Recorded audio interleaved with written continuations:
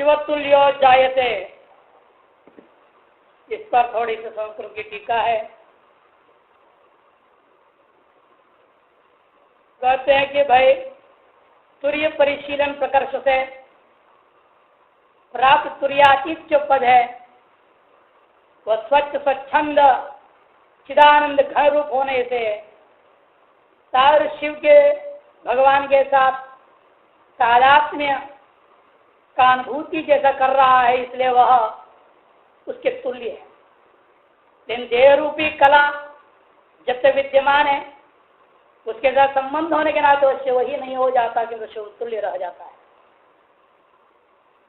और जिसे देह रूपी कला गलित हो जाएगा, नष्ट हो जाएगा, उस दिन साक्षात शिव ही हो जाएगा। तस्मात् नित्यम असंदिग्धम बुद्ध्वा योगम गुरोर्मुखात् अविकल्पेन भावेन भावयेत् तन्मयत्वतः यावत् तत्समदां याति भगवान भैरवो ब्रवीत्। भगवान भैरव कहते हैं कि भाई जिसलिए सारा संसार दुख का कारण है, इसलिए गुरु मुख से उस नित्य असंदिग्ध योग को जान करके बुद्धवा अविकल्पेन भावेन, अविकल्प भाव से निर्विकल्प भाव से तन्मयत्वतः तत्पर होकर तन्मयता का त्याग करनी चाहिए। तब तक करनी चाहिए यावत तत्समता न याति, जब तक उस समता को प्राप्त नहीं करोगे तब तक उसके अभ्यास करते रहना चाहिए। ऐसे भगवान भैरव कहते हैं। माने शरीर का जो प्राप्ति है इसका मुख्य लक्ष्य ही यही है, जीते जी हम शिव तुल्य हो जाए। शिव तो मरने के बाद हो, लेकिन शिव तुल्य मरने के पूर्व नहीं हो, मरने के बाद भी शिव नहीं हो सकता। इसे मरने के पूर्व में जो शिव तुल्य है वही मरण काल में शिवत्व का चिंतन कर सकता है, तो मरणोत्तर काल में शिव ही हो जाए। अंधकाले भी मां स्मरण का है ना भगवान, तिजत्यंते कहलेवर। स्मृति कैसी आएगी? जीवन भर अभ्यास न हो, तन्मयता न हो, तत्तुल्यता ना प्राप्त हुई हो, मरण काल में अचानक घोड़ो आ जाएगा? नहीं आ सकता। इसी के लिए कहा इन्होंने, वह नित्य असंग योग को प्राप्त करके गुरुमुख से निर्विकल्प भाव से तन्मयता का अभ्यास तब तक करनी चाहिए जब तक जो है आप शिव समता शिव तुल्य नहीं हो जाते हैं। अपने जीते जी शिव तुल्य से अनुभूति जब तक न होवे तब तक उसका अभ्यास करते रहना चाहिए। कदे जो शिव तुल्य हो गया, का शरीर यहाँ जी रहा है, शरीर का संबंध उसका यदि मान लिया आपने, तो कैसे जीता होगा, कैसे जी रहा होगा, उसका व्यवहार कैसे होगा? जैसे वहां पूछा ना, सिद्ध प्रज्ञ से का भाषा है ना, वही ऑपरेटर से उस जीवन मुक्त पुरुष का व्यवहार कैसे होगा। इस प्रकार शिवत्व का अभ्यास करते हुए शरीर इंद्रिय प्राण मन बुद्धि के व्यवहार काल में उसकी नित्युक्तता किस प्रकार रहती है ये पूछा जा रहा है। इस पर भगवान आनंद कंद उमा सहाय उसके व्रत का यानी व्यवहार का निरूपण करते हैं। उस जीवन मुक्त के लिए कोई नियम नहीं रहा, ये शिव ही हो गया, शिव तुल्य हो गया। अब उसने क्या नियम लागू, क्या कर्म होगा, क्या उपासना, क्या भजन, क्या सब उसके खत्म, तो शिव ही है। तो फिर क्या, तो शरीर में जी रहा है, यही उसके सबसे बड़ा व्रत है। शरीर में रह रहा है, जगत का इसी में कल्याण, उसका शरीर में रहना। क्योंकि निरंतर अपना चिंतन क्या है, शिव रूपता के चिंतन कर रहा है, और कोई दूसरा विचार आता ही नहीं। कारक का विचार जो कुछ व्यवहार भी हो रहा है वो सकल व्यवहार काल में भी व्यवहार का अधिष्ठान में उसकी दृष्टि रहती है। अतः शिव ही तुल्य होने के नाते उसके शरीर में जीते रहना, जो जी रहा है, जैसा भी रह रहा है, यही उसका व्रत है। वो पूजा कर रहा है, नहीं कर रहा है, पाठ किया, नहीं किया, जप किया, नहीं किया, स्नान किया, नहीं किया, सब उसके लिए बराबर। जीवन मुक्ति में लिखा ना उन्होंने, अत्यंत मलिनो देहो देहि चात्यंत निर्मल उभयोरंतरंज्ञात्वा कस्य शौचम विधीयते। अत्यंत मलिनो देहो, अत्यंत मलिन है ये शरीर, तो अत्यंत मलिन है। देहि चात्यंत निर्मल, और देहि जो शिव है, जो आत्मा है, वो अत्यंत निर्मल। इस अंतर को जान लिया जिसने और अपनी सारी वृत्ति को निर्मल तत्व में प्रतिष्ठित कर दिया और सदा मलिन तत्व का मोह को त्याग दिया, उसके लिए विधि विधान क्या रह गया? अब कस्य नहीं शौच विधि है, किसके लिए शुद्ध अशुद्ध आदि का विधान होगा? पवित्र पवित्र किसको विधान करोगे? ये शिव जी देखिए, शिव जी क्या है? सब विपरीतों में रुंडमाला, इसे भयंकर अशुद्धि क्या हो सकती है? चिता का भस्म लेप लिया, इससे अधिक अशुद्धि क्या हो सकती है? गंगा की धारा पवित्र चल रही है, चंद्रमा से अमृत टपक रहा है, सांपों से जहर उगल रहे हैं, सब विषमता दिख रहा है वहां पे। कहाँ अमृत, कहाँ जहर, कहाँ गंगा जल, क्या रुंडमाला, भस्म, चिता।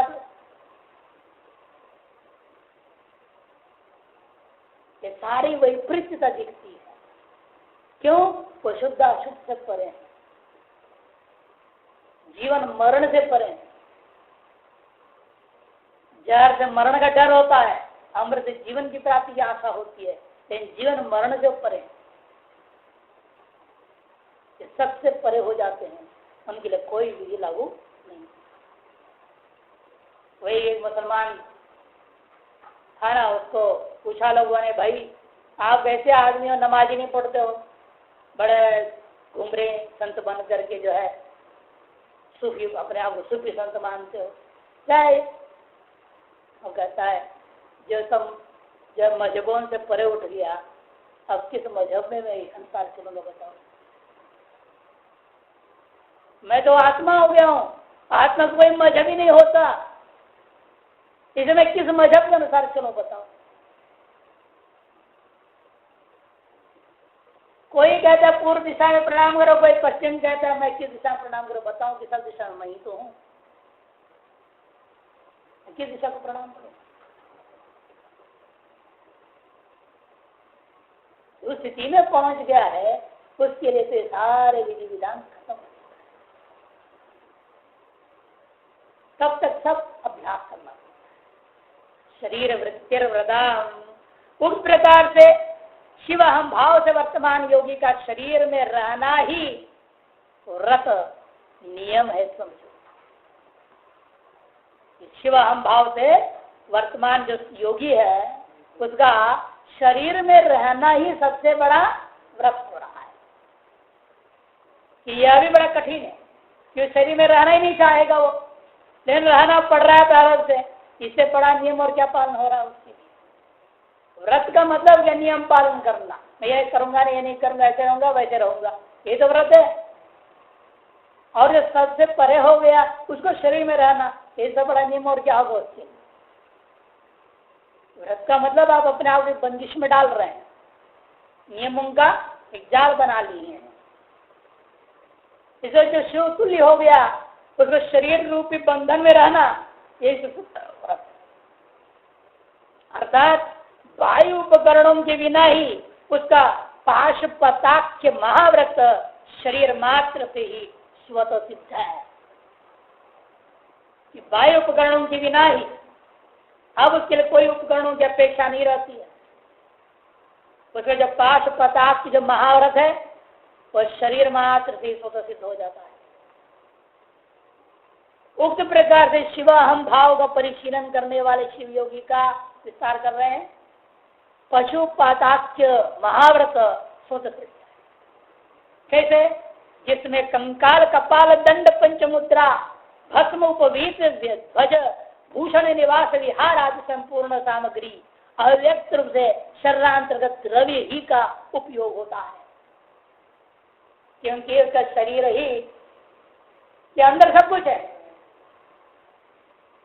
बाहर कुछ नहीं। जो कुछ भी साधन हो कहो वो भीतर ही बाहर नहीं। श्मशाने श्वा क्रीड़ा स्मरहर पिशाचा सचरा चिता भस्मालेपो स्रगपिंद्र करोति परिकर अमंगल्यं शीलं तव भवतु नामैवमखिलम् तथापि स्मृतीणां वरद परमं मंगलमसि।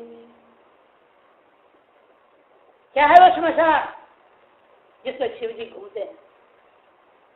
जो शरीर है सबसे बड़ा श्मशान। ये शरीर महाश्मशान है, इसे प्रतिदिन 6 अरब कीटाणु मर रहे हैं, जन्म ले रहे हैं। इससे बड़ा और क्या श्मशान होगा? महाश्मशान। इसी में क्रीड़ा कर रहे हैं आप आत्मा। श्मशाने स्वा क्रीड़ा, और जब आप सर्व निष्ठ हो तो समारोह आसल कामनाओं पर विजय प्राप्त करनी है, व्रत हो। और क्या आपके साधन क्या है? मोक्ष खट्टांगम परशुरजिनम भस्म फणिना। शिव जी के साधनों का वर्णन कर रहे हैं। एक गुड़ा बैल है, उसके बाद मोक्ष। खट्वांगम, खट्वा का अंग क्या है? खाट, अंग पैया जिसको पढ़ के जो प्राणायाम कर रहे थे। या खट्वा अंदर क्या है? सब समझाएंगे, देखिए हिंदी में सारा विस्तार सुनाएगा। ये सब अंदर ये बोल रहे हैं। कंकाल भी अंदर है, कपाल भी अंदर है, दंड भी अंदर है, पंचमुद्राएं अंदर है, भस्म भीतर में है, उपवीत भी भीतर में है, ध्वज भूषण निवास विहार आदि संपूर्ण सामग्री अव्यक्त रूप से शरीरांतर्गत द्रव्य ही का उपयोग होता है। व्यक्त लिंगी धर्म ध्वजियों के समान बाह्य आडंबर का उपयोग वह नहीं करता। बाहर उनको भस्म लगाने की जरूरत नहीं, दंड लेने की जरूरत नहीं, कोई साधन की जरूरत नहीं। बाहर न जनेऊ, न चोटी, न मंदिर, न मूर्ति, कोई चीज की जरूरत नहीं। और सब कुछ भीतर ही भीतर सब करता है, सब भीतर है उसके लिए। हृदय रूपी मंदिर में, परमात्मा मंदिर में वहां विराजमान है, उसके लिए बाह्य मंदिर की अपेक्षा नहीं होती। दिव्य साधना स्थिति में पहुंच गया व्यक्त जो लिंगी, मैंने व्यक्त लिंगों को पहनने वाले विभिन्न प्रकार के वस्त्र आभूषण अपने अपने धर्म है कि नहीं, जिस वर्ण व्यवस्था आदि में रह रहा है उसके अनुसार पहनते हैं, लगाते हैं, मुद्राएं लगाते हैं। कोई यूं तिलक, कोई यूं तिलक, कोई वैसा, कोई वैसा, कोई गोल, कोई सीधा, कोई काला, कोई पीला। ये सब क्या है? व्यक्त लिंग धारण करने वाले लोग। ये सब धर्म के आड़ में ढोंग करने वाले लोग हैं। धर्म ध्वजियों के समान बाह्य आडंबर का उपयोग वह नहीं करता। बाह्य आडंबर का वह उपयोग कभी नहीं करता, जिसमें मल कालिका कालिमा से उपलिप्त होना पड़ता है। यदि ऐसा करोगे तो विभिन्न प्रकार के मल रूपी कालिमा से आप लिप्त हो जाओगे। दोषी दोष सर पर चढ़ेगा। जितना ढोंग उतना बड़ा पाप हो जाएगा। ये दिखाने के लिए हमें कुछ नहीं करना है, दिखाने के लिए नहीं करना। ये समाज में शिक्षा देने के लिए जब बाहर जाए वहां तो जरूरत है, चलो पहन लेना पड़ता है, क्या करें? पहन लो, माला पहन लो, ये लगा लो। हम लोग भी जाके बाहर करना पड़ता है। वहां भी कई बार होता है, लोग पूछते हैं अच्छा भूल गया या मिट गया, समझ लो पर लगा लो। कोई कह देता क्या कर, समाज है, व्यवहार है, तुम लोगों के वजह लगाना पड़ेगा, लगा लेंगे, कोई दिक्कत नहीं। लगाने न लगाने कोई आग्रह दुराग्रह कुछ भी नहीं, कोई मोह ममता नहीं होती, आसक्ति नहीं। कई लोग तो आईना लेके बढ़िया ढंग से सेटिंग करते हैं, मार्किंग करते हैं, सब करके बढ़िया है, दूसरे पूछेंगे ठीक ठाक है ना, वो कहेगा चला हाँ गुरु जी आज तो कल से और बढ़िया दिख रहे हैं, वो भी क्षमता है तो बोलना ही उसमें।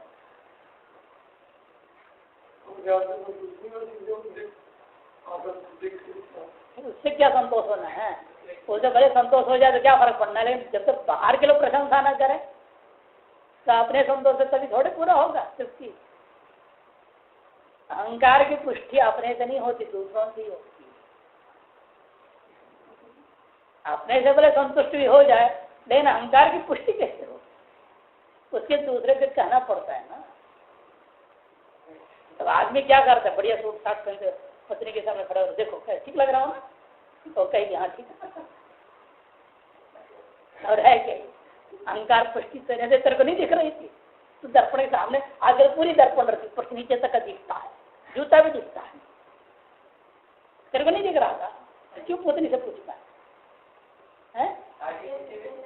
हाँ सब दिखता है, ऐसे बना दिया आज, सब पीछे से कैसा है वो दिखता है, फिर भी पूछता है। ये संसार है, वही महात्मा में वही संस्कार, यही पूछते लगा वो करके ठीक लग रहा हूँ ना, हाँ ऐसे फोटो खींचो, ऐसे फोटो खींचो, खिंचवाते भगतों, पीछे दृश्य ऐसे होनी चाहिए, ऐसे दिखना चाहिए। ये सब क्या है, कभी काले माँ से उपलब्ध होता है। वास्तव में शिव के उपकरण कंकाल, कपाल, खट्वांग, भस्म आदि माने जाते हैं, एवं शिवयोगी का शरीर ही कंकाल है। एक शरीर की जो हड्डियां हैं इन्हीं को कंकाल समझो।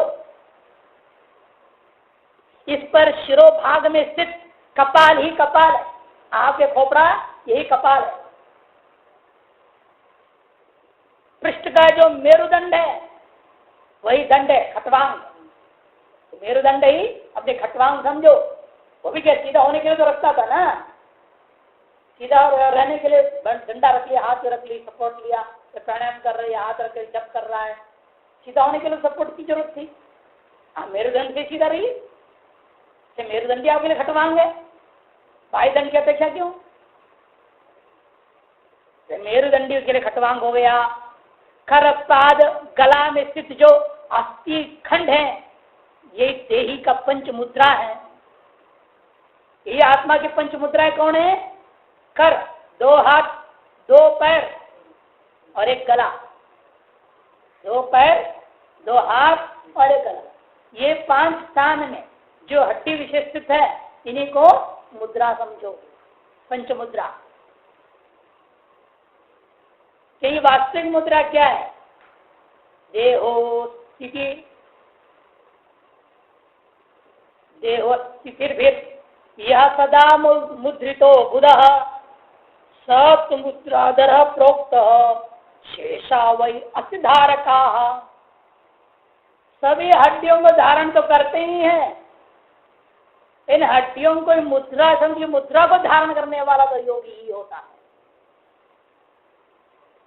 देहो अस्थि भी, देह में रहने वाले जो अस्थियों के द्वारा सदा मुद्रितो, जो सदा इन्हीं अस्थियों को, स्थापित अस्थियों को ही मुद्रा दृष्टि डाल करके, उन्हीं को मुद्रा मान करके मुद्रित होने वाला वो योगी होता है। वही वास्तविक मुद्राधर, सत मुद्राधर प्रोक्त।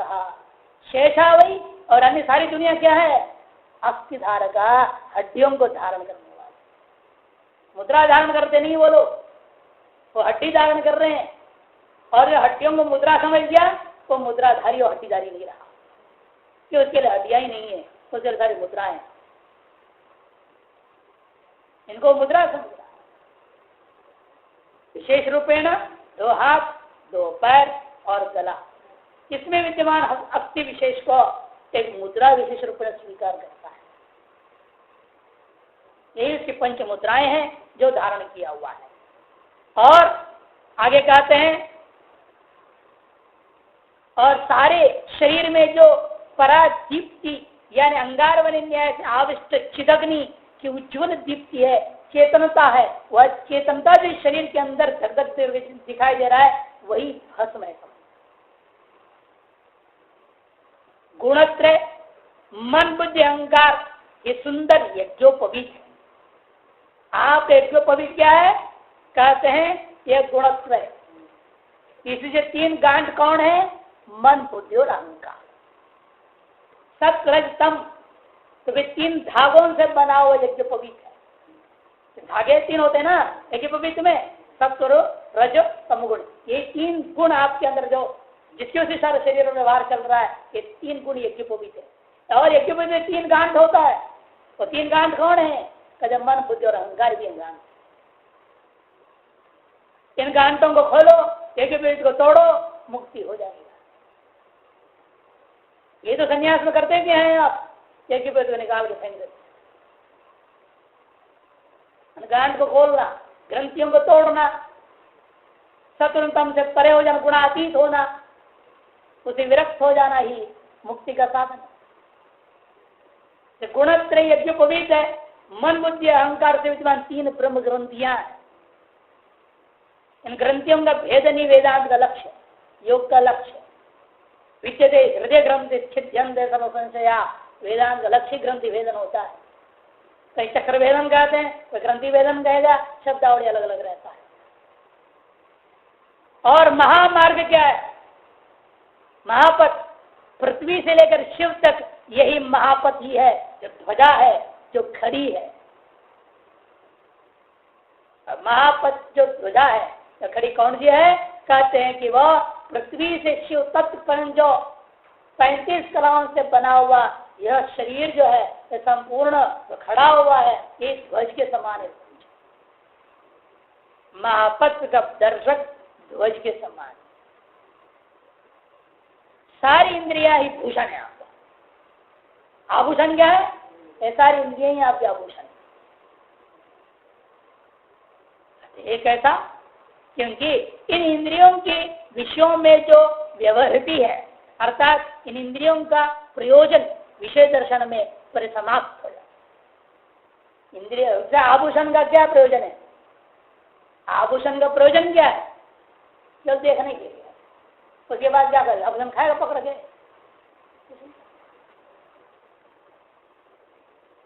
वैराग्य शतक में जो श्लोक में आया, बहुत सुंदर वर्णन करते हैं। वह तो आदमी को किससे मतलब होता है?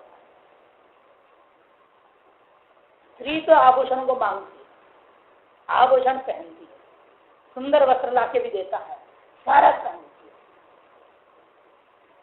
बहुत आकर्षण कर देती है। लेकिन बाद में क्या होता है? जब संबंध करना होता है उसमें सारे उतार तक नहीं उतार देते, सब उतार देते। मैंने आभूषण का प्रयोजन केवल आकर्षण था बस, और कोई मतलब नहीं था। इंद्रियों का प्रयोजन कितना है? विषय का भाषण करना मान, इसलिए आभूषण जिससे काम करेगी नहीं करता।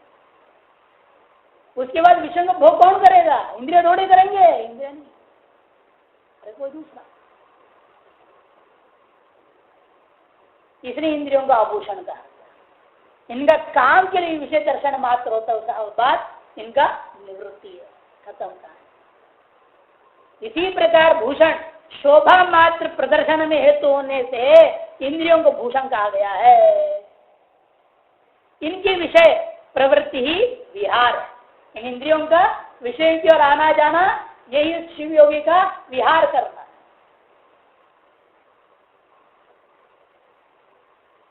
जिस चिद हृदय में इन सब की एक रसता होती है, वही वास्तविक श्मशान। वास्तविक श्मशान कहाँ है? जब इन सब को अंत में एक रसता को प्राप्त कर देता है। पंचभूतात्मक शरीर अंत में राख बनता है श्मशान में। इसे पंच विषयों को ग्रहण करता हुए सारा चीज अंत में अंदर जाकर एक वासना नाम से टिकता है। और क्या रहा? जिस विभिन्न प्रकार के पुष्पों से निकाला हुआ रस एक अंत में नाम पड़ता है, उसका नाम शहद। विभिन्न इंद्रियों के द्वारा लाया हुआ जो विषय है, इंद्रियां मधुमक्खी जैसे विषयों को लाती हैं, अर्थात रसों को ला रही हैं, सब ला कर हृदय में डालती है, हृदय में पकते वासना बन जाता है। कच्चा रहेगा उसका नाम संस्कार है, पक गया उसका नाम वासना है। इसलिए एक रास्ता को प्राप्त कर गया ना, तीसरे उसका नाम श्मशान के। श्मशान में ही ये पुंच भूतात्म शरीर भी एक रूपता को प्राप्त कर जाता है। क्या है रूप? राख और कुछ नहीं। इसमें तो क्या क्या था? पृथ्वी था, जल था, तेज था, वायु था, आकाश। पंचभूतात्म शरीर थी, अंत में क्या बचा? राख। एक रूपता को प्राप्त कर गया। ठीक उसी प्रकार ये सारे विषय जो ग्रहण किया हुआ अंत में जाकर एक वासना रूप धारण कर लेता है। इसलिए हृदय को ही महाश्मशान कह दिया। वही वास्तव श्मशान है। जैसे श्मशान सेवी शिव श्मशान सेवन करते हैं, श्मशान से श्लोक बोल दिया, तथा इस शिव योगी का जो हृदय बोध है, हृदय बोध, हृदयो बोध पर्याय, ऐसा अन्यत्र काव्य हृदय ही ज्ञान का दूसरी पर्यायवाची हो जाती है। उस बोध रूपी श्मशान में वहां बोध वर्ग भस्म हो जाता है। जब हृदय में रूपी गुफा में आप आत्मदर्शन कर लेते हो, तब क्या होगा? उसी हृदय रूपी गुफा में विद्यमान सारी वासनाएं भस्म हो जाती है। इसलिए भी हृदय को आप श्मशान समझिएगा। युक्ति दूसरी नहीं, आप ज्ञान, हृदय ज्ञान का आधार के हृदय रूपी गुफा में ही आप आत्मा को अनुभव करते हैं। आत्मा ज्ञान है, उसके क्या हुआ? अज्ञान और अज्ञान जन सारा विषय भस्मीभूत हो जाता है। ज्ञान अग्नि भस्मसात कुरुते सुना। शरीर वाणी मन अंतःकरण बहिष्करण कहने का तात्पर्य का जो स्फुरित होने वाली चेष्टा परिस्पंदन है वो व्यवहार है। विहार के बाद व्यवहार, वही इस वीरेश का नित्य उत्सव है। ये इस वीरेश शिव का नित्य उत्सव है, समझो। और कोई जन्म दिवस आदि नहीं मनाता, नित्य उत्सव होता है उसका। जो अंतःकरण का स्फुरण हो रहा है, तो बहिष्करण का स्फुरण हो रहा है, यही उत्सव मनाया जा रहा है। इसके अलावा कोई उत्सव नहीं होता। यह जो निरर्गल स्वतंत्र स्थिति है, यही शिवयोगी का महाव्रत। अर्गला रहित, नियंत्रक के रहित, निरंकुश जो स्वतंत्र स्थिति है। सारा शरीर का व्यवहार, इंद्रिया हर वस्तु को अन्य दृष्टि से देखता है, भूत भौतिक दृष्टिकोण से। मेरा शरीर रूपेण ग्रहण नहीं करता, किंतु इसमें रहने वाला हर वस्तु को दृष्टि अलग बन जाती है। अलग अलग उपनिषदों में इसका वर्णन है। इन सारी चीजों में जो कहा गया है, ये उपनिषदों में वर्णन है। वाराणसी कहाँ है पूछा, कहते वाराणसी कहाँ है? बाहर थोड़ी है, बाहर नहीं है वाराणसी, या भीतर। इसका नाम वाराणसी। जीड़ा नाड़ी चल रही है वरुणा, यह है असी। वर्णा और असी नदियों का संगम जहाँ हुआ, यह वाराणसी। वहां जो शिवलिंग है वही विश्वनाथ है। उस क्षेत्र का नाम अविमुक्तेश्वर क्षेत्र है, अविमुक्तपुरी कहा जाता है। इस प्रकार से सारा वर्णन है उपनिषद में। कालाग्नि भस्म रुद्रोपनिषद है, कालाग्नि रुद्रोपनिषद, उसे भी देख सकते, जावाला उपनिषद में देख लीजिए। अलग अलग उपनिषदों में इन चीजों का वर्णन किया हुआ है। अगर जो कुछ भी हम बाहर देखना चाह रहे हैं, वास्तव सब कुछ भीतर है, बाहर भागने की कोई जरूरत नहीं। इन व्यवहार में क्या करें, लोग मानते हैं नहीं। आप अपने ज्ञान में सीख रहे हैं, कोई और लोग नहीं मानेंगे। अब जैसे महाराज, छोटे महाराज जितने बीमार हो गया, शरीर कान का भयंकर स्थिति हो गई, तो गंगा नाच पर कीड़े पड़ गए, अड़ गया, किसी को बताया नहीं। बहुत भारी पता है, जब पीप होने लगा, पानी गिरने लगा, गंदा आने लगा, तब पता चला सेवकों को, तो पता ही नहीं किसी। ले जाके ऑपरेशन कर दिया। ऑपरेशन भयंकर हुआ, डॉक्टरों ने कहा कोई गारंटी नहीं, मर भी सकता है, जी भी सकता, कुछ भी। लोगों ने ओम नमः शिवाय जप किया उनके लिए, कैलाश में भी, दिल्ली में भी। अब क्या करे, उन्हें हवन करना है। महाराज जी स्वस्थ हो गए थे, महाराज जी को कहा कि हवन करो, चलो आप भी बैठो। महाराज जी का हवन, किसका हवन, किसके लिए हवन? अच्छा, शरीर का ऑपरेशन हुआ, सफल हो गया, आगे जब करने से हो गया है? अरे कहते जैसा कृष्ण भगवान ने उठा लिया और गोपों ने कहा क्या, हमारे डंडे से पहाड़ उठ गया। है तुम्हारे डंडों से उठा, तुम्हारे जपने से थोड़ा हो गया। फिर भी चलो, व्यवहार है तो लोग चाहते हो, चलो करो, ठीक ही करो। हवन हुआ, हमारे जगह बैठ गए, अलोक कर रहे हैं, हवन बैठे, उनके लोग एक तमाशा हो रही, ड्रामा चल रहा है, नाटक सा हो रहा है, लीला। वो व्यक्ति के लिए सब कुछ होता ही नहीं उस स्थिति में जो पहुंचने के बाद। इसी का नाम उसके शरीर में रहना ही वास्तव में क्या है, कि शरीर सब कुछ है उसके लिए, इसमें ही सारा चीज, स्मशान भी सब कुछ है। जो कुछ भी शिव का साधन बताया गया है वो सब शरीर के अंदर ही उसको प्राप्त है। इसे यथा ब्रह्मांडे तथा पिंडे, यथा पिंडे तथा ब्रह्मांडे।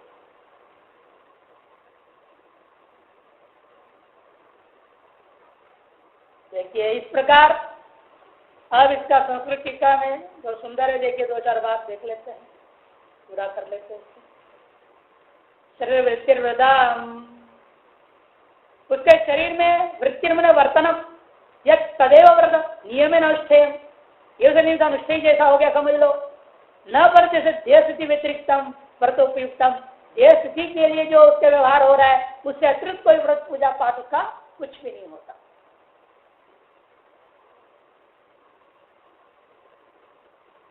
कहा है श्लोक में, स्वच्छंद शास्त्र में, सुप्रदीप्ते यथा वन्नौ शिखा दृश्येत चांबरे देह प्राण स्वप्यात्मा तद्दल्येत तत्पदे।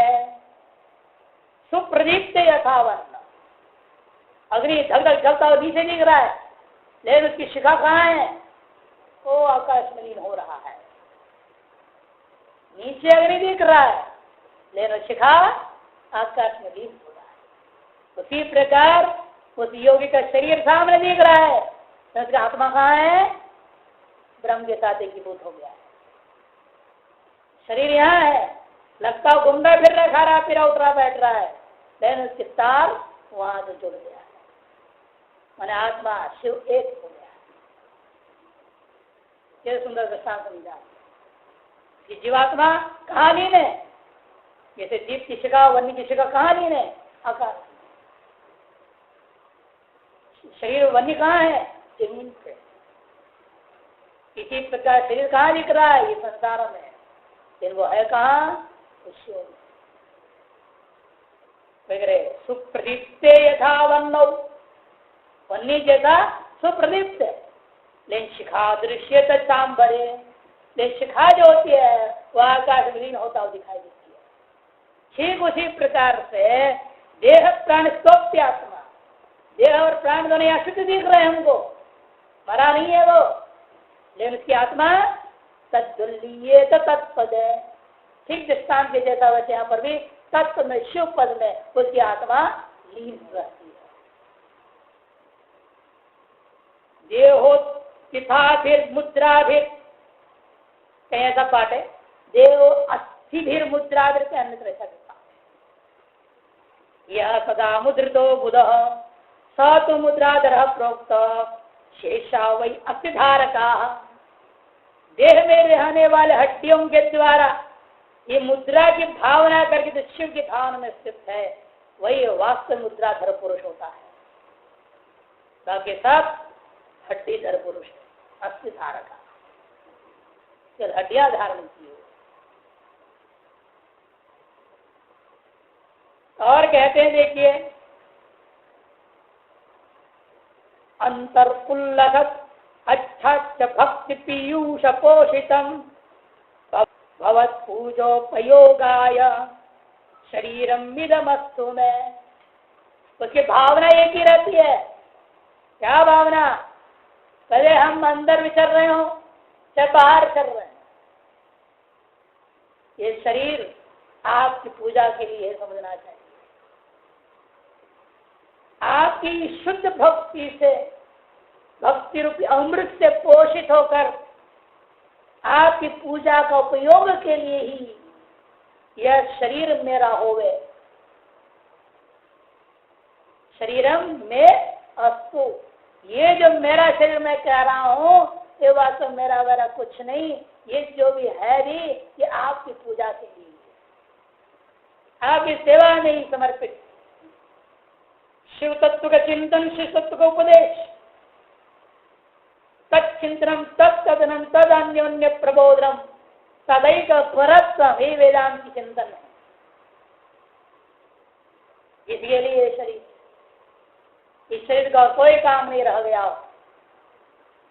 संसार का कोई काम नहीं है इसके लिए। वोट देना है, न कुछ देखना है संसार, व्यवहार निभाना, हो गया नहीं हुआ नहीं होता, कोई लेन देन नहीं। मुख्य लक्ष्य क्या है? इस शरीर है केवल आपके ही पूजन के लिए। अतएव आपकी भक्ति भी अमृत से पोषित, अंत उल्लसित भक्ति पीयूष पोषितम, अंदर में उल्लसित होता हुआ अत्यंत विशुद्ध भक्ति से पोषित होकर, अमृत से पोषित होता हुआ यह जो इदम शरीरम भगवत पूजो को योगाय अस्तु, आपकी पूजा और उपयोग के लिए योग है। ये भावना उस शिव वृद्धि जो शरीर में शिव भाव में रखने वाला, संपूर्ण शरीर को स्मशान, हृदय को स्मशान मानने वाला के अंदर ये भाव होता है। यथा स्थित पदार्थ दर्शनम युष्म दर्शन महोत्सवस्य यः युग्म में तदितरेतराश्रयम् भक्तिशालिषु तदा विजृंभते। यथा स्थित पदार्थ दर्शनम, जो जैसा है वैसा ही जो स्थित पदार्थ में दर्शन जो हो रहा है वह सारे युष्म दर्शन में वह आपकी अर्चना और आपके महोत्सव की।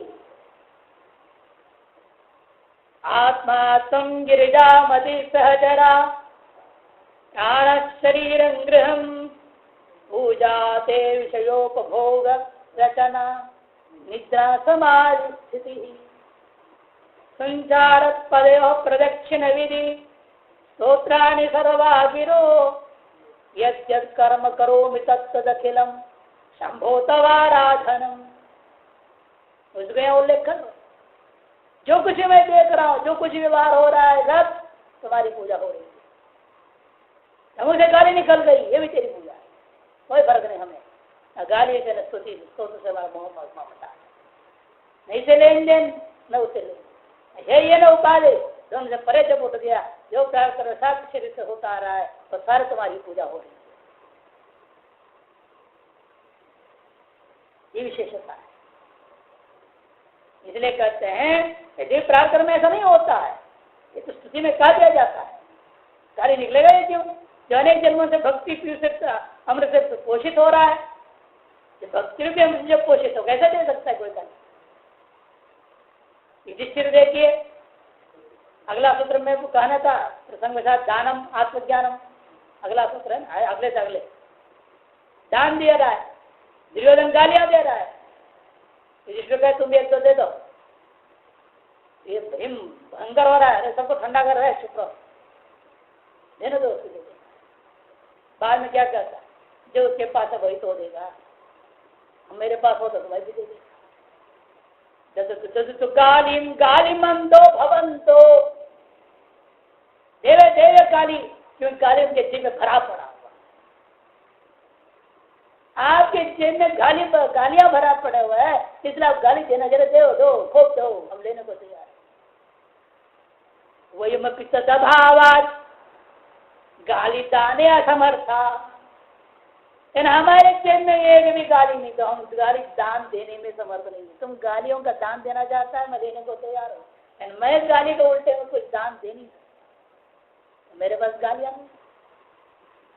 ये युधिष्ठिर जैसे साधक की स्थिति है, तो शिव तुल्य हुआ साधक में कहाँ से संस्कार ऐसे हो सकते हैं? इसे कहते हैं जो कुछ भी सिद्ध पदार्थ दर्शनम युष्मद अर्चन महोत्सव, यह युग्मम में तद इतरेतराश्रयम, जो कुछ भी युग में वही इतरेतराश्रय भक्तिशाली जो सदा विजृंभत है, भक्तिशाली योगियों में सदा ये उल्लसित होते रहता है। बाकी वही श्लोक दिया। फिर अंत में कहते हैं शंकराचार्य जी के विवेक चूड़ामणि के एक सुंदर श्लोक दे रहे, देखिए 24 पृष्ठ में, उपाधि संबंध वशात परात्मा उपाधि धर्मानुभाति तत्गुण अयो विकारा न विकारी वन्निवत अदैक रूपोपि पर स्वभावा। उपाधि संबंध वशात, ये जो परमात्मा है वही उपाधि के संबंध के वजह से उपाधि धर्मों का अनुभाषण कर रहा है। तदगुण वाला हो गया। अयो विकारान अविकारी वन्निवत, जैसे अविकारी वन्नी जैसा लोहे का विकार है उस रूप को धारण कर लेता है। चौकोर लोहा है, अग्नि में चौकोर दिखा, लाल लाल चौकोर दिखे, गर्म लोहा जैसे। अग्नि कैसे दिख रहा है? चौकोर दिख रहा है। गोल लोहा हो तो गोल दिखेगा अग्नि,